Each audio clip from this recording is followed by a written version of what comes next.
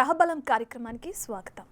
మన నిత్య జీవితంలో గ్రహస్థితిని బట్టి తీసుకోవాల్సిన నిర్ణయాలు, వాటికి చక్కటి పరిష్కార మార్గాలు తెలియచేయడానికి మనతో పాటు ప్రముఖ జ్యోతిష్యులు బ్రహ్మశ్రీ నందిబట్ల శ్రీహరి శర్మ గారు ఉన్నారు. గురువుగారితో మాట్లాడదాం. అలాగే మీకు జాతకరీత్యా ఏదైనా సమస్య తలెత్తినట్లయితే వాటి పరిష్కార మార్గాల కోసం మా స్క్రీన్ పైన కనిపిస్తున్న టాప్లో ఏవైతే నంబర్స్ కనిపిస్తాయో వాటికి కాల్ చేసి గురువుగారితో మాట్లాడొచ్చు. నమస్కారం గురువుగారు. వాగర్థావివ సంపృక్తౌ వాగర్థ ప్రతిపత్తయే జగతః పితరౌ వందే పార్వతీ పరమేశ్వరౌ. ఆదిత్యాయ చ సోమాయ మంగళాయ బుధాయ చ గురుశుక్రశనిభ్యశ్చ రాహవే కేతవే నమః. శృంగేరి జగద్గురు పీఠాధిపతులకి, కంచి పీఠాధిపతులకి నమస్కారములు తెలియజేసుకుంటూ కార్యక్రమాన్ని ప్రారంభిద్దాం. గురువుగారు, పితృదేవతలు ఒకవేళ సంతృప్తి చెందకపోతే వారి జీవితాల్లో ఎటువంటి సమస్యలు అనేవి తలెత్తుతాయో ఒకసారి చెప్తారా? మనల్ని కనీ పెంచినటువంటి తల్లిదండ్రులు, అల్లారు ముద్దుగా ముద్దు చేసినటువంటి తాత ముత్తాతలు, అంటే ఆ కాలంలో మునిమనులను కూడా చూశారమ్మా. వాళ్ళందరూ కూడాను బ్రతికుండగా ఎన్నో ఆశయాలు, కోరికలు ఉంటాయి. ఆ కోరికలన్నీ తీర్చుకొని సంపూర్ణమైనటువంటి ఆయుష్ని పొంది చనిపోయిన వాళ్ళు. అయితే అర్ధాంతరంగా దుర్మరణం పాలైనటువంటి వాళ్ళ యొక్క ఆత్మ మోక్షాన్ని పొందకపోవడం వల్ల పితృదేవతలకి బాధ కలుగుతుంది. అది ఎలాంటి బాధ ఉంటుందనంటే అది మనం వర్ణనాతీతము. ఒక స్త్రీమూర్తి డెలివరీ అయ్యే సమయంలో ఎంత బాధపడుతుందో అంతకి 1000 రెట్ల బాధని మోక్షాన్ని పొందనటువంటి పితృదేవతల యొక్క ఆత్మ అనుభవిస్తుంది.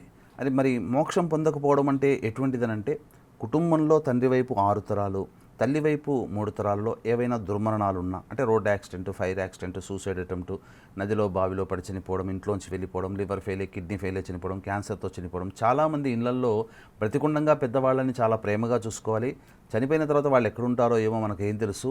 ఇది భూమి నిజంగా ఈ యొక్క మత సిద్ధాంతం ఉందా, మరణించిన తర్వాత కూడా ఉంటుందా, ఈ జన్మకి ఇదే కదా అని చెప్పి వాదన పెట్టుకొని తమకు తాము అనుకున్నటువంటిది కరెక్ట్ అనుకొని సంతోషపడే వాళ్ళు ఉంటారు.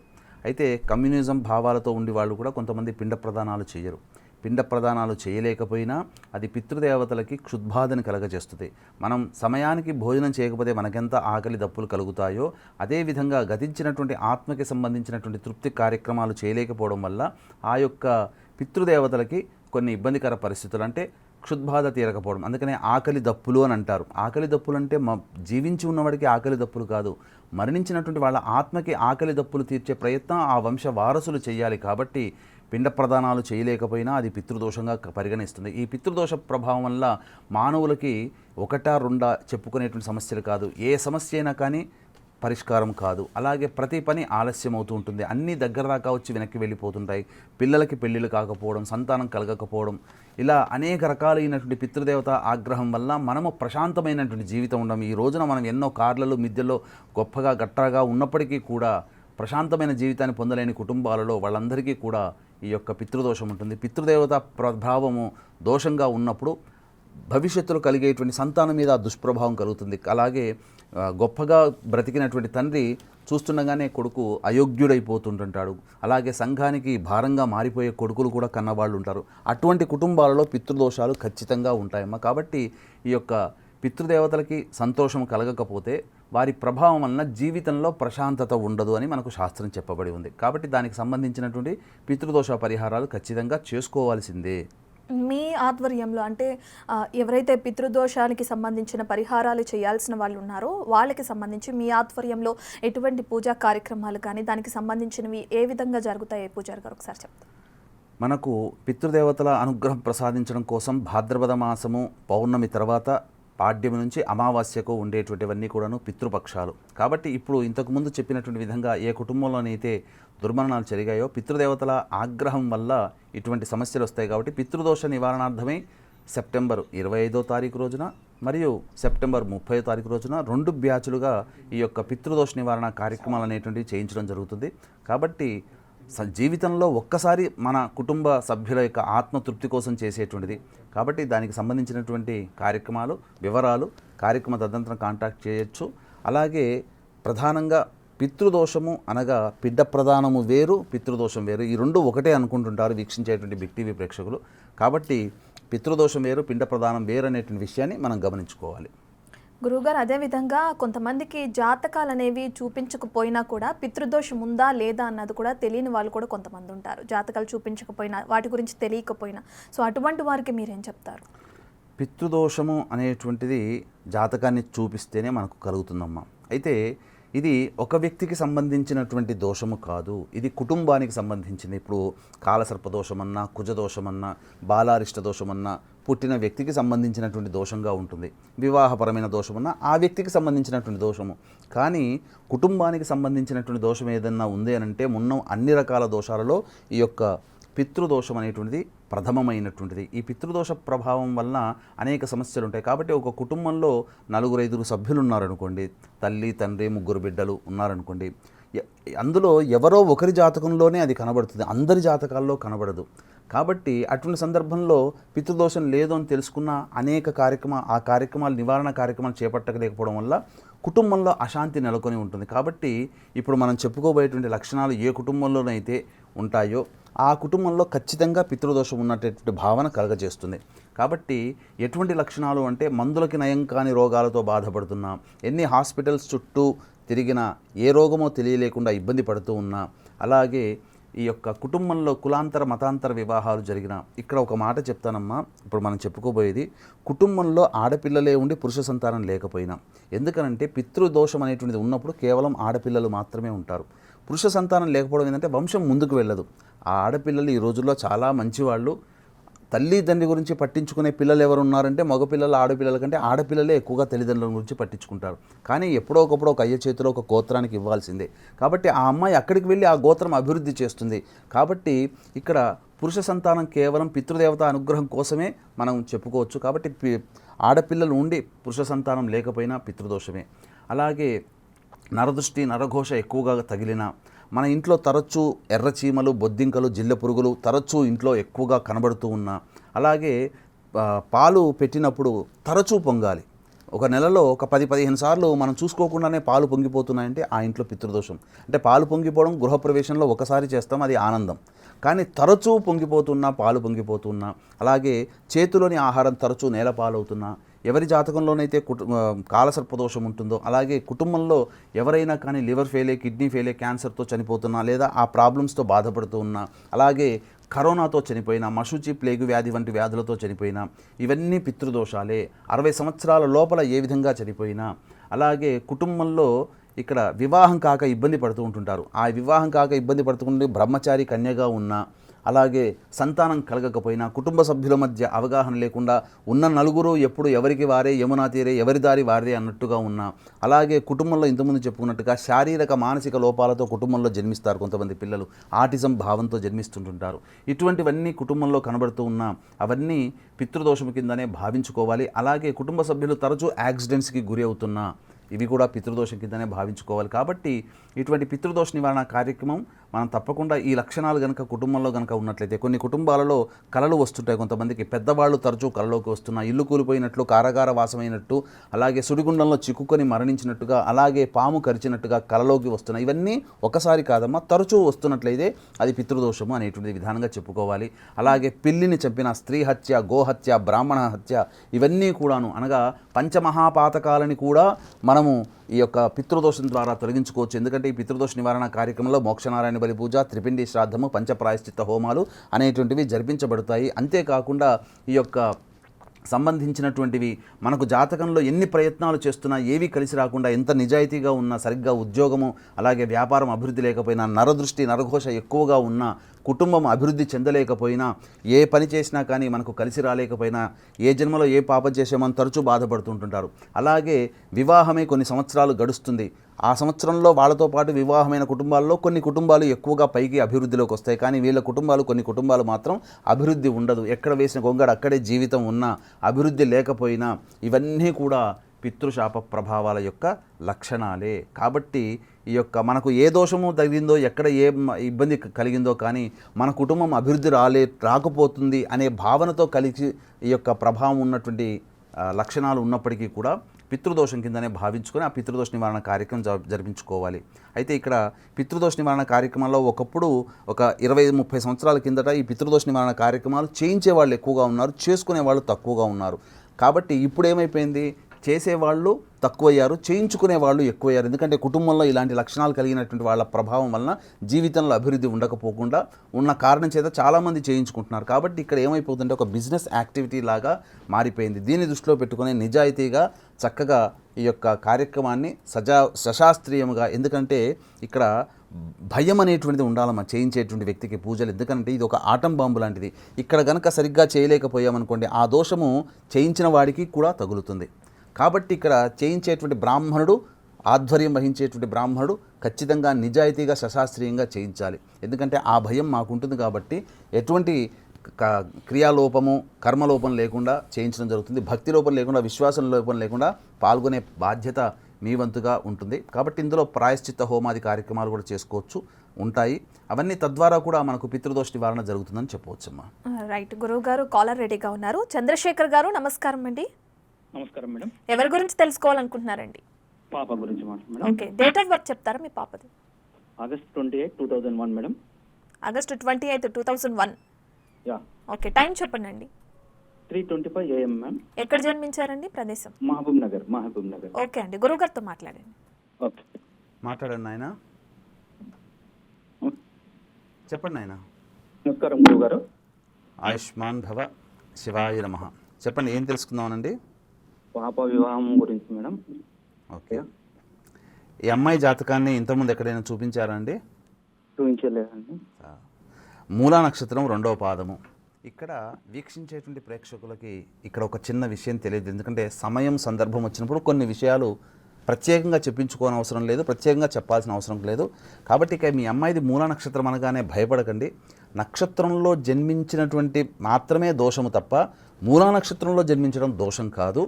ఇది మూలా నక్షత్రంలో ఏమని చెప్పబడి ఉందనంటే, మొదటి పాదమయ్యుండి మొదటి ఘడియలో ఉండి వారములు సరిగ్గా లేకుండా యోగములు సరైనటువంటి కాకుండా ఉన్నప్పుడు జన్మించిన కన్యకి మాత్రమే ఇబ్బంది అని చెప్పబడి ఉంది శాస్త్రంలో. కాబట్టి ఇది తెలియక చాలామంది మూలా నక్షత్రంలో పుట్టినటువంటి వాళ్ళందరూ కూడా దోషప్రదులే అని చెప్పి ఆ మూలా నక్షత్రం అమ్మాయి అనగానే ఫోన్ పెట్టేసేస్తున్నారు అబ్బాయి వైపు వాళ్ళు, ఏదో మామగారికి గండవని. ఇది ఏంటంటే ఈ యొక్క పిల్లలు twinkle twinkle little star how I wonder what you are అన్నట్టుగా మూలా నక్షత్రం అంటే మామకి, ఆశ్లేష నక్షత్రం అంటే అత్తకి గండం అని చెప్పి ఒక అపప్రథమ హిందూ ధర్మంలో మనకు ఏర్పడింది.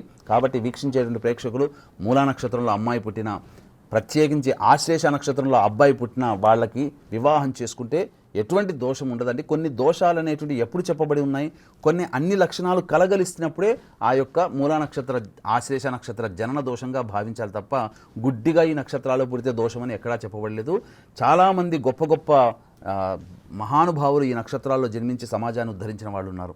ఇక ఈ అమ్మాయి జాతకరీత్యా వివాహం అనేటువంటిది ప్రధానంగా వివాహ స్థానాధిపతి ఈ అమ్మాయి జాతకరీత్యా శని భగవానుడు. కాబట్టి శని భగవానుడు ప్రస్తుతం గోచారణ రీత్యా ఈ యొక్క శని భగవానుడు గోచార రీత్యా కుంభరాశిలో సంచారము, అలాగే జీవకారకుడు కూడా వృషభ రాశిలో సంచారం. అయితే వచ్చే సంవత్సరం మార్చిలో శని నవమ స్థానంలోకి ప్రవేశం చేయడం, అలాగే గురువు కూడా అక్కడే ఉండడం, ఈ కారణం చేత ఏమవుతుంది, ప్రధానంగా వివాహానికి అనుకూలమైనటువంటి సమయంగా భావించబడుతుంది. కాబట్టి మీరు ప్రయత్నం చేయండి, తప్పకుండా ఈ అమ్మాయికి 2025 ఆగస్టు లోపల ఈ అమ్మాయికి వివాహం కుదురుతుంది, నిశ్చయమవుతుంది. మంచి శుభలక్షణాలు కలిగినటువంటిది ఈ అమ్మాయి జాతకంలో. ప్రధానంగా ఇక్కడ ఈ యొక్క సంబంధించినటువంటి కుజదోషము లేదు. కుజదోషము లేనటువంటి అబ్బాయితో వివాహం చేయాలి. కర్కాటక లగ్నము, సింహలగ్నము. ఒకటి గుర్తుపెట్టుకోవాలి, ఇక్కడ ఏంటంటే కర్కాటక సింహరాశి, కర్కాటక సింహలగ్నంలో జన్మించినటువంటి వాళ్ళకి భాగస్వామ్య స్థానాధిపతి శని భగవానుడు శత్రుక్షేత్రం అవుతుంది. కాబట్టి ఎవరికైనా సాధారణంగా కర్కాటక సింహరాశి, కర్కాటక సింహలగ్నాల్లో జన్మించినటువంటి వాళ్ళకి దాంపత్య సౌఖ్యము కొద్దిగా తక్కువగా ఉంటుంది మిగతా లగ్నాల్లో పుట్టినటువంటి వాళ్ళకంటే. కాబట్టి మెంటల్గా ముందుగానే ప్రిపేర్ అయిపోయి మనకు ఆనందంగా ఉండడానికి ఎక్కువగా ప్రయత్నం చేయమని చెప్పండి ఈ అమ్మాయిని. అంటే జీవితంలో ఇబ్బంది కలుగుతుందని కాదు, సౌఖ్యము తక్కువగా ఉంటుంది. అయినప్పటికీ కూడా కొన్ని గ్రహాల యొక్క అనుగ్రహం ఈ అమ్మాయి జాతకంలో చక్కగా ఉంది. కాలసర్పదోషము లేదు. కర్కాటకం, సింహం, వృశ్చికం, ధనుస్సు, మీనం, మేషం, ఈ యొక్క 6 లగ్నాల్లో జన్మించినటువంటి అబ్బాయితో వివాహం చేయాలి. మూలా నక్షత్రం కాబట్టి మూల, పూర్వషాఢ, ఉత్తరాషాఢ, శ్రవణం, ధనిష్ట, పూర్వభాద్ర. కాబట్టి పూర్వభాద్ర, పునర్వసు మరియు విశాఖ నక్షత్రంలో జన్మించినటువంటి అబ్బాయితో వివాహం చేయకూడదు. ఈ అమ్మాయి జాతకరీత్యా ప్రభుత్వ ఉద్యోగ ప్రాప్తి ఉంది. అవకాశం ఉంటే ప్రభుత్వ ఉద్యోగానికి ప్రయత్నం చేయండి. మంచి జాతకం. శుభం భూయాత్. అండ్ గురువు గారు సాయి వైజాగ్ నుండి అందుబాటులో ఉన్నారు. సాయి గారు నమస్తే అండి. నమస్తే సార్. ఎవరి గురించి తెలుసుకోవాలనుకుంటున్నారండి? మా గురించి అండి. ఓకే, డేట్ ఆఫ్ బర్త్ చెప్తారా మీది? 8/6/1986 అండి. ఓకే, టైం అండి? తెల్లవారుజాము 4:20 పెట్టాను. విజయనగరంలో ఉంది. ఓకే అండి, గురువుగారితో మాట్లాడండి. గురుగారు నమస్కారం సార్. ఆయుష్మాన్ భవ, శివాయ నమః. చెప్పండి ఆయన. గురుగారు అంటే యాక్చువల్గా మ్యారేజ్ ఒకటి అవ్వలేదండి. నెక్స్ట్ ఏ పని చేసినా హర్డిల్స్ అండి. ఈ 1.5 year నుంచి అసలు మానసిక ప్రశాంతత అయితే లేదు. ఓకే, మీది మృగశిర నక్షత్రం 2వ పాదం, వృషభ రాశి, వృషభ లగ్నం కూడా ఏనాయనా? అవును సార్, అంతేనండి. ప్రస్తుతం ఏంటంటే మీ యొక్క జన్మించినటువంటి జాతకానికి మీరు 1.5 సంవత్సరం అంటున్నారు, కానీ మీకు 2009వ సంవత్సరం నుంచే కొద్దిగా అనుకూలం లేని దశ జరుగుతుంది నాయన. గురు మహాదశ అష్టమాధిపతి అయినటువంటిది. అప్పటి నుంచి చేసేటువంటి ప్రయత్నం, ఎందుకంటే ప్రయత్న స్థానంలో జన్మలగ్నానికి పాపకారకుడైనటువంటి గురు స్థితి పొంది ఉండడం, ఈ కారణం చేత మరియు ప్రధానంగా ఇప్పుడు గురు మహాదశలో రాహు యొక్క అంతర్దశ జరుగుతుంది. కాబట్టి రాహువు శనివత్ రాహు, కాబట్టి రాహు వ్యయస్థానంలో ఉండడం ఇక్కడ ప్రధానంగా 2023 గత సంవత్సరం నుంచి ఎక్కువగా బయట ప్రాంతాలు కానీ ఎక్కువ అకాలమైనటువంటి పర్యటనలు చేసే అవకాశం కలిగిందా మీకు? అవునండి, బాగా తిరిగాను. ఏనాయనా? అవునండి, బాగా తిరిగాను, డబ్బులు ఖర్చు పెట్టుకున్నాను, వేస్ట్ చేస్తున్నాను. జాతకరీత్యా ఆ ప్రభావం ఉంటుంది. వచ్చే సంవత్సరం ఉగాది వరకు ఉంటుంది ఈ యొక్క జాతకరీత్యా. తర్వాత శని మహాదశ ప్రారంభమవుతుంది. శని మీ యొక్క జన్మ లగ్నానికి అత్యంత రాజయోగప్రదుడు. జీవితంలో ఎదుగుదల, అభివృద్ధి మనం చూస్తామా లేదా అనే సంశయం మీకు ఉంటుంది, కానీ శని మహాదశలో వచ్చే సంవత్సరం నుంచి జీవితం ఆనందంగా ఉంది. ఇప్పుడు బాగుండదని కాదు, పరిస్థితులు కొంత కష్టంగానే ఉంటాయి. కాకపోతే మీ యొక్క జాతకంలో పితృదోషము ప్రధానంగా కనబడుతుంది. అంటే మీ నాన్నగారి వైపు 6 తరాలు, అమ్మగారి వైపు 3 తరాల్లో కుటుంబంలో ఏవైనా దుర్మరణాలు జరిగాయా నాయన? ఏం లేదు సార్. 60 సంవత్సరాల లోపల ఏ విధంగా చనిపోవడం కానీ ఎవరైనా కానీ? ఏమీ లేదు సార్, మామూలుగానే ఉంది. మీకు ఎన్ని తరాల వరకు తెలుసు? 1-2 తరాల వరకే తెలుసు. కాబట్టి మీ పెద్దవాళ్ళని కనుక్కోండి. ఎందుకంటే దోషం ఉందని చెప్పగానే లేదు అని కాదు ఇక్కడ. ఎందుకంటే జాతకంలో ఆ దోషం ఉన్నప్పుడు ఇప్పటి వరకు కూడా మీరు అభివృద్ధిలోకి రాకపోవడం జీవితంలో. ఎందుకనంటే 86 సంవత్సరం అన్నారు, ఇంకా 2 సంవత్సరాలు గడిస్తే మండలానికి వచ్చేసేస్తారు మీరు. కాబట్టి ఈ సమయానికి తీస్కా విద్య బీస్కా ధన్ అనేటువంటి, బీస్కా విద్య తీస్కా ధన్ అని చెప్పి శాస్త్రం. కాబట్టి ఇంకా మీరు ఉద్యోగ ప్రయత్నంలో అభివృద్ధిలోకి లేకపోయినారు అంటే ఖచ్చితంగా అది కుటుంబంలో పితృదోషమే. కాబట్టి మీ నాన్నగారు కనుక ఉంటే మీ నాన్నగారి చేత పితృదోష నివారణ కార్యక్రమం చేయించండి. మన పీఠం ఆధ్వర్యంలో 25 మరియు 30 తారీఖు 2 రోజుల్లో జరుగుతుంది. పాల్గొనే ప్రయత్నం చేయండి, లేదా మీకు నచ్చిన చోట చేయించుకోండి. తప్పకుండా. మరో కాలర్ రెడీగా ఉన్నారు. మల్లయ్య గారు నమస్తే అండి. నమస్తే మేడం. ఎవరి గురించి తెలుసుకోవాలనుకుంటున్నారండి? మా అబ్బాయి madam. Okay, date of birth చెప్తారా మీ అబ్బాయిది? 1995 మేడం. డేట్ అండి, నెల? 9వ నెల 7వ తారీఖు మేడం. ఓకే అండి, టైము? సాయంత్రం 6 గంటలకు మేడం. ఎక్కడ జన్మించారండి? ప్రదేశం కూడా చెప్పండి. ఆత్మకూరు, నంద్యాల జిల్లా ఆత్మకూరు. ఓకే, గురువు గారితో మాట్లాడండి. నమస్కారం సార్. ఆయుష్మాన్ భవ, శివాయ నమః. సంవత్సరం ఒక్కసారి చెప్తారా మీ అబ్బాయి పుట్టింది? 95 సార్, 1995 స్వామి. 95. ఏం తెలుసుకుందాం ఈ అబ్బాయి గురించి? 9వ నెల 7వ తారీఖు స్వామి. అదే పర్వాలేదు నాయన, ఏం తెలుసుకుందాం నాయన? అదే అబ్బాయికి వివాహ ప్రయత్నాలు చేస్తున్నాము, ఫలిస్తాయా తొందరలోని? ఓకే. ధనిష్ట నక్షత్రం 2వ పాదం, మకర రాశి, కుంభలగ్నం. ఇక ప్రస్తుతం నడుస్తున్నటువంటి దశ ప్రకారం చూసుకున్నట్లయితే గురు మహాదశ, కుటుంబ లాభాధిపతి అయినటువంటి గురువు, గురు మహాదశలో కేతు యొక్క అంతర్దశ జరుగుతూ ఉండడం. ఈ కారణం చేత ప్రధానంగా గురు మహాదశ వెళ్ళిపోయి కేతువు తర్వాత గురువులో శుక్రుడు వస్తాడు. ఎప్పుడు? 2025 మే నుంచి. కాబట్టి ఈ అబ్బాయికి జాతకరీత్యా వచ్చే సంవత్సరం మే తర్వాత నుంచి వివాహ యోగ్యత ఉంది. అందులో ఏం సందేహపడాల్సిన అవసరం లేదు. మే తర్వాత కూడా గురువు మిథున రాశిలోనే ఉంటాడు. జన్మించిన లగ్నానికి అది యోగ స్థానము. పైగా వివాహ స్థానంలో శుక్రుడు కూడా స్థితి పొంది ఉండడం, శుక్రుని యొక్క అంతర్దశ రావడం, ఇవన్నీ జాతకరీత్యా యోగకారమే. కాలసర్పదోషము కానీ కుజదోషము కానీ లేని జాతకం. ఇక ప్రధానంగా వివాహ కారకుడు ఎవరికైనా శుక్రుడే. దాంపత్య సుఖజీవనానికి కారకుడు కూడా శుక్రుడే. కాబట్టి అట్టి శుక్రుడు అస్తంగత దోషం చెంది ఉన్నాడు. కాబట్టి ప్రతిరోజు ఈ అబ్బాయిని సూర్యుడికి నమస్కారం, సూర్యాష్టకం 6 సార్లు పారాయణం చేయడం, అలాగే శుక్రవారం నాడు లక్ష్మీ దేవాలయంలో అర్చనాభిషేకాదులు జరిపించడం, ఇవన్నీ కూడా చేసుకోమని చెప్పండి మీ అబ్బాయిని. తప్పకుండా ఈ అబ్బాయికి ఉన్నటువంటి దోషం తొలగిపోతుంది. అర్చనాభిషేకాదులు ఒక 21 శుక్రవారాల పాటు చేయమనండి. ఆదివారం నాడు మాంసాహారం నిషేధం ఈ అబ్బాయి జాతకరీత్యా. ఇక జాతకరీత్యా వచ్చే సంవత్సరం ఖచ్చితంగా వివాహం అవుతుంది, భయపడాల్సిన పని లేదు. శుభం భూయాత్. గ్రీష్మ హైదరాబాద్ నుంచి అందుబాటులో ఉన్నారు. గ్రీష్మ గారు ఎవరి గురించి తెలుసుకోవాలనుకుంటున్నారండి? మా పాప వినిపించలేదండి, మళ్ళీ చెప్తారా? మా పాప గురించి అండి మేడం. ఓకే ఓకే అండి, డేట్ ఆఫ్ బర్త్ చెప్పండి. డేట్ ఆఫ్ బర్త్ 22/2/2001 అండి. టైం అండి?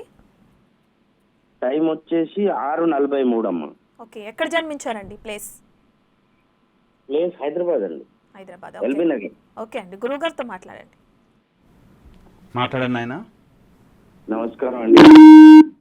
ఆయుష్మాన్ భవ, శివాయ నమః. ఈ అమ్మాయి మధ్యాహ్నం సాయంత్రమా ఉదయమా పుట్టింది? ఇది ఉదయం మా గంటలు 6:43 ఉదయం సార్. ఏం తెలుసుకుందామని మీ అమ్మాయి గురించి? ఏం లేదు సార్, జాబ్ రాలేదు, యుఎస్ లో ఉంటది. మ్మ్. జాబ్ రాలేదు, ఏమైనా దోషం ఏమైనా ఉందా అని. 2 నెలలు అయింది అయిపోయి, ఓకే. మన ఎంఎస్ మాస్టర్స్ అయిపోయి మ్మ్. జాబ్ రాలేదు. ఇంకా 1 year లో పెళ్లి చేద్దామని అనుకుంటున్నాం. జాతకం ఎలా ఉందో చెప్పగలరు? తప్పకుండా. 1 yearలో పెళ్ళంటే వివాహానికి గోచార గురుడు ఈ సంబంధించినటువంటి మిథున రాశిలో ఉండగా ఈ అమ్మాయికి వివాహం చేస్తే అనుకూలమైనటువంటి సంబంధం కుదురుతుంది, సందేహం లేదు.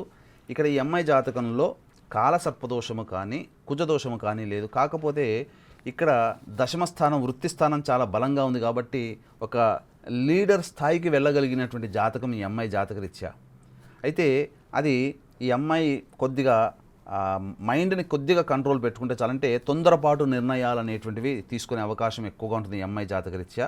ఇక 2025 జనవరి 5వ తారీఖు వరకు రాహు మహాదశ.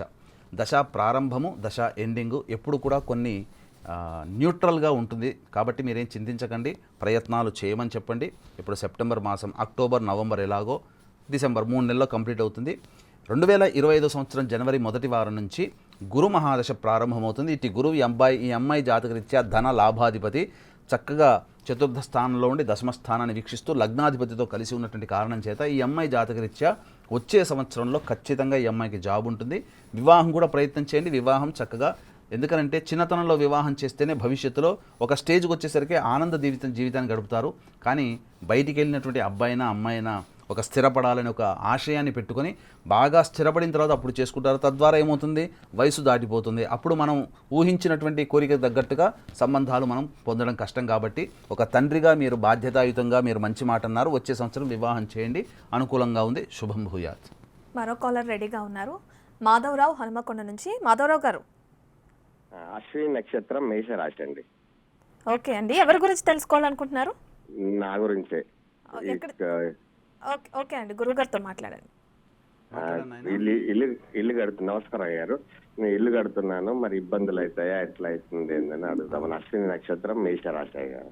అదే అశ్విని నక్షత్రంలో కేవలం మన భారతదేశంలోనే ఒక 7 కోట్ల మంది పుట్టి ఉంటారు నాయన. 5 నుంచి 7 కోట్ల మంది. అందరికీ ఒకే రకంగా ఉండదు. కాబట్టి జన్మించిన సమయము, డేట్ ఆఫ్ బర్త్, టైము ఇవన్నీ కూడా మనకు ఇంపార్టెంట్. మీ యొక్క డేట్ ఆఫ్ బర్త్ ఉందా? 2010-1975. మళ్ళీ ఒక్కసారి చెప్పండి. 20-10 ఓకే 1975. చెప్పండి. టైం అండి? 12:05 మధ్యాహ్నం. ఎక్కడ పుట్టారు? వరంగల్లో. సరే, అంటే మరి మీ జాతకాన్ని ఇంతకుముందు ఎక్కడైనా చూపించారా మీరు? చిన్నప్పుడు చూస్తారు. చిన్నప్పుడు. అశ్విని నక్షత్రం 2వ పాదం కరెక్టే. ధనుర్లగ్నము, మేషరాశి. కాబట్టి ప్రస్తుతం నడుస్తున్నటువంటి దశ ప్రకారం చూసుకుంటే మీ యొక్క జాతకరీత్యా రాహు మహాదశ. ఇట్టి రాహువు లాభస్థానంలో స్థితి పొంది ఉండడం, అలాగే ప్రధానంగా ఈ రాహువు సంబంధించి చూసుకున్నట్లయితే గురు నక్షత్రంలో చతుర్థాధిపతి అయినటువంటి గురువు. కాబట్టి ఇక్కడ జాతకరీత్యా గురువు యొక్క ప్రభావాన్ని అనగా గురు యొక్క అనుగ్రహాన్ని కనుక పొందినట్లయితే తప్పకుండా మీ యొక్క జాతకరీత్యా ఉన్నటువంటి దోషములు తొలగిపోతాయి. గురువారం రోజున దత్తాత్రేయ చరిత్ర పారాయణం ప్రారంభించి బుధవారానికి సమాప్తం, అనగా వారానికి ఒక పారాయణం అవుతుంది. ఆ విధంగా 16 పారాయణాలు చేయండి. గురువారం నాడు బ్రహ్మచర్య వ్రతాన్ని ఆచరించండి. అనాథలకి ఏదైనా తినే పదార్థాలు పంచిపెట్టండి, వృద్ధులకి పెట్టండి, ఇంకా చాలా మంచిది.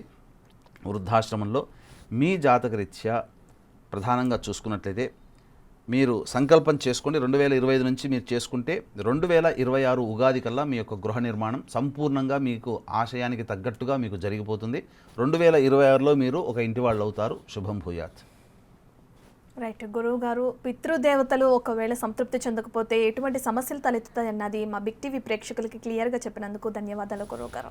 సర్వం శ్రీ ఉమామహేశ్వర పరబ్రహ్మార్పణమస్తు. రైట్, చూసాం కదా, ఇది ఇవాల్టి గ్రహ బలం కార్యక్రమం. మీరు కూడా ఎవరైనా జాతక సమస్యలతో బాధపడుతున్నట్లయితే బిగ్ టీవీ స్క్రీన్ పైన కనిపిస్తున్న నంబర్స్కి ఖచ్చితంగా కాల్ చేయండి. రేపు గ్రహ బలం కార్యక్రమంలో మళ్ళీ కలుసుకుందాం. ఒకవేళ గురువు గారి పర్సనల్గా అపాయింట్మెంట్ కావాలనుకుంటే కనుక ఆయన పర్సనల్ నెంబర్కి కూడా మీరు కాల్ చేయొచ్చు. అది కూడా స్క్రీన్ పైన గ్రహ బలం కార్యక్రమంలో ప్లే అవుతుంది. తప్పకుండా గ్రహ బలం కార్యక్రమం చూడండి. తిరిగి మళ్ళీ రేపు కలుసుకుందాం. అప్పటి వరకు చూస్తూనే ఉండండి బిగ్ టీవీ.